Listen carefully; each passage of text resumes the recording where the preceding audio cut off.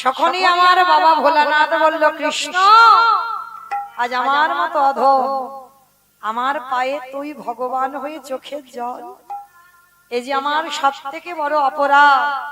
আমি কথা দিলাম কৃষ্ণ রে, আগত কলিযুগে কোনদিন আমি আর শিব হব না। বাবা বুঝতে পারছেন, যেখান থেকে এসেছিলাম আবার ঘুরে ফিরে সেখানে চলে এলাম। প্রশ্ন করেছিলাম সত্যতে শিব, ত্রেতাতে শিব, দ্বাপরে শিব, কলিতে শিব নয়। এই কেন নয়, এটা হলো তার কারণ। কৃষ্ণের চোখের জল ভোলানাথের চরণে পড়ল বলে ভোলানাথ বলল, কৃষ্ণ আগত কলিযুগে হব আমি অদ্বৈত আচার্য গোসাই, তুই আমার কৃষ্ণ নয়, তুই হবি নদীকারিণী মাইচা, নদীয়ারিণী মাইচা।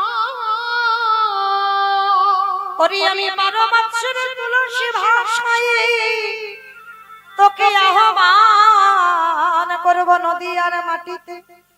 তোরে থেকে আমি 52 বছরের বড় হব। আমার ডাকে যেদিন তুই নদীয়ায় নামবি, আমি শান্তিপুর থেকে নদীয়ায় যাব।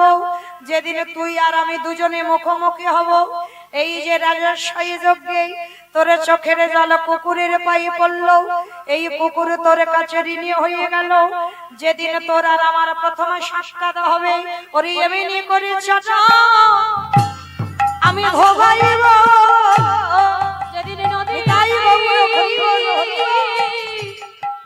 নিমায়ে হবি, এমনি করে চট ভবাইব। আমি এই প্রতিজ্ঞা করে গেলাম, যেদিন নদীয়াতে নিমায়ে হবি, করে সেদিন কেঁদেরি সাধ করি আমি এই প্রতিজ্ঞা করে গেলাম, যেন চরণ ছাড়া করিস না ভাই। এই প্রতিজ্ঞা করে নিতাই গেলাম, গৌর প্রেমানন্দে হরি বল।